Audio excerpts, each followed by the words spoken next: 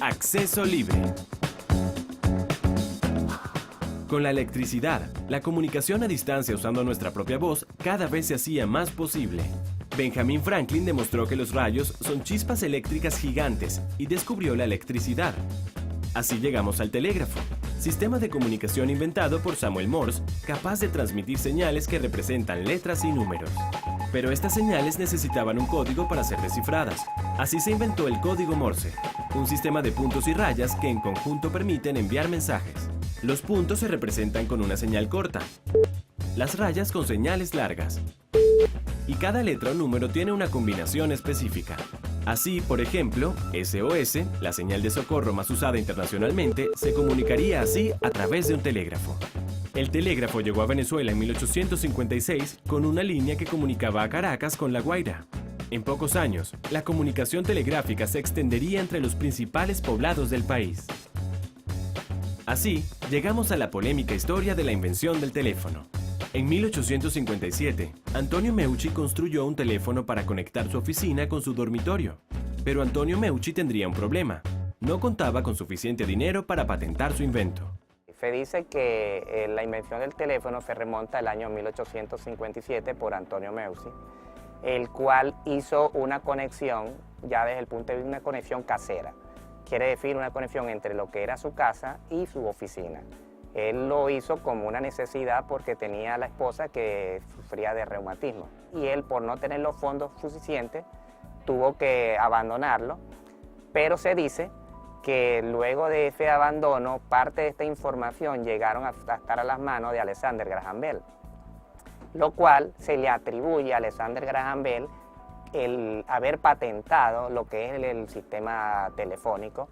Entonces, Alexander Graham Bell construye y patenta su invento, unas horas antes de que Eliza Gray llegara a la oficina de patentes con el primer teléfono capaz de transmitir y recibir voz humana con toda su calidad y timbre.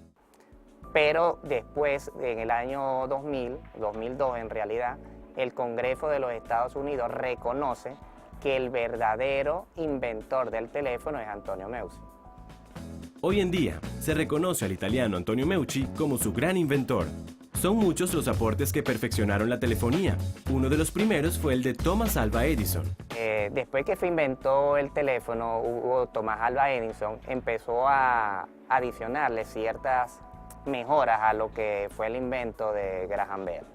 Esta mejora fue mejorar lo que era la parte acústica y entonces empezaron a utilizar partículas de carbón que estaban en el diafragma.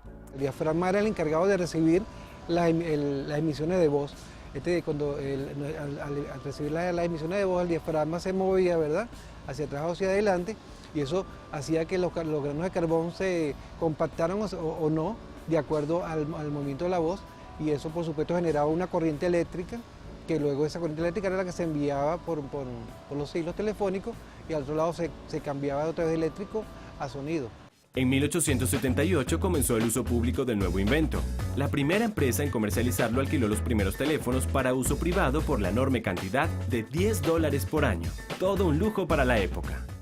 Claro, en el principio podemos decir que los primeros teléfonos utilizaban un solo diafragma. El diafragma era como lo que tenemos hoy en día, si lo vemos como si fuera un walkie-talkie.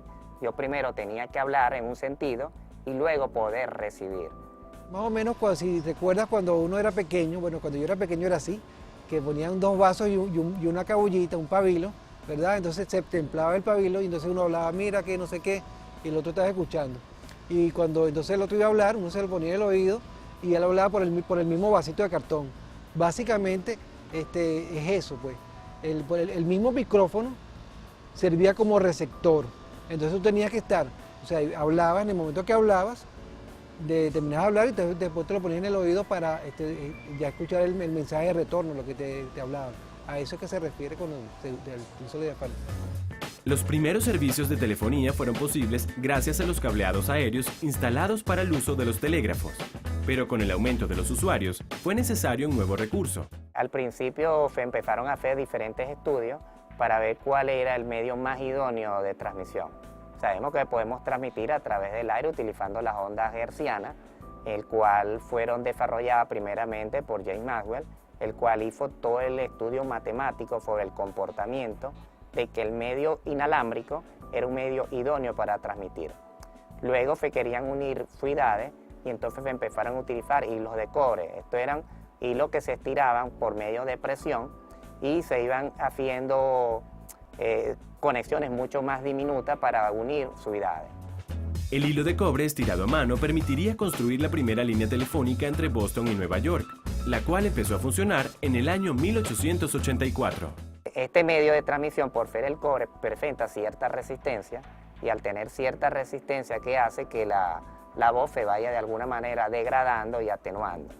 Entonces, aparte de tenerlo el hilo de cobre, se tuvieron que utilizar ciertos amplificadores de audio para poder llegar a grandes distancias. Luego de esto, la cada vez más creciente congestión de hilos aéreos finalmente tendría una solución. Se comenzaron a realizar instalaciones subterráneas con hilo de cobre que permitieran que el servicio telefónico creciera. A nivel de CanTV tiene una planta instalada de casi 3,5 millones de clientes.